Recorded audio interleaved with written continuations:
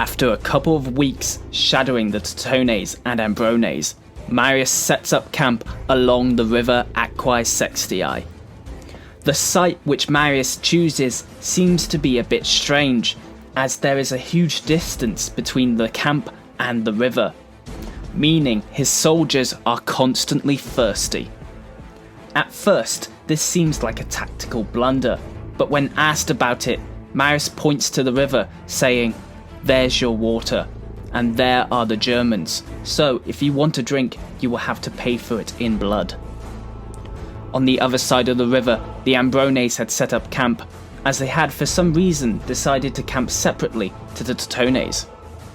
The Ambrones were confident of victory in the following days, and were therefore drinking and making merry in a sort of pre-party to their victory party over the Romans.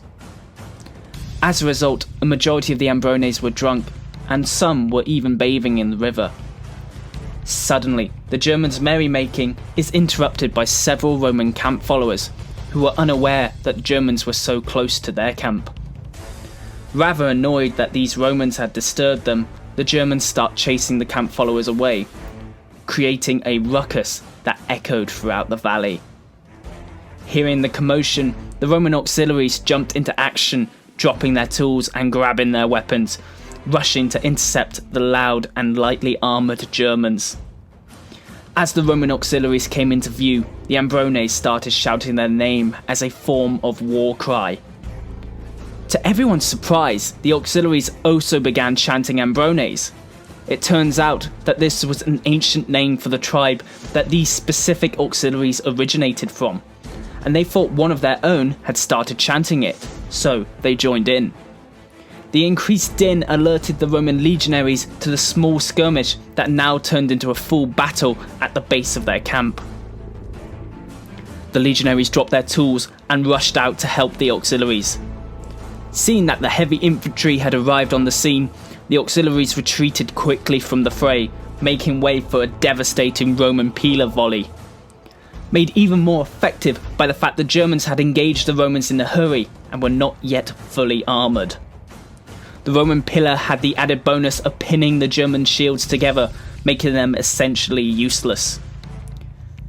The Ambrones therefore dropped their shields and charged defenceless at the heavy armoured legionaries. The Romans, having run out of ammo after several volleys, drew their short swords and began hacking their way through the defenceless Germans. Within a matter of hours, the Romans had sliced through a majority of the Ambrones. The remaining survivors fled the scene.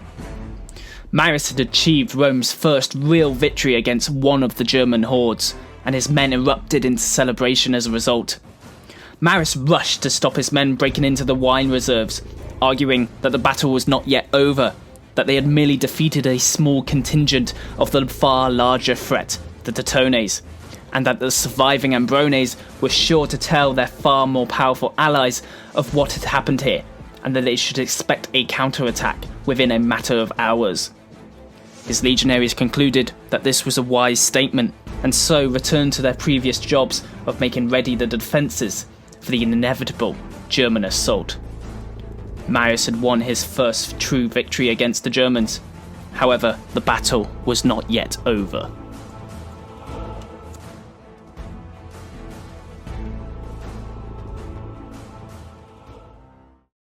Thanks for watching and listening to our video. If you like the channel, consider subscribing to Ancient History Guy.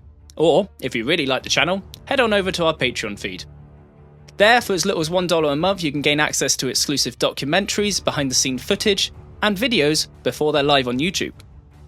All sources are listed and linked in the description below. Be sure to like, comment and subscribe. I've been the Ancient History Guy, and as always, I'll be seeing you later.